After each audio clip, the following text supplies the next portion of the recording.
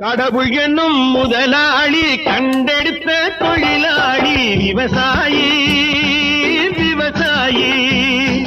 கடவுள் என்னும் முதலாளி கண்டெடுத்த தொழிலாளி விவசாயி விவசாயி.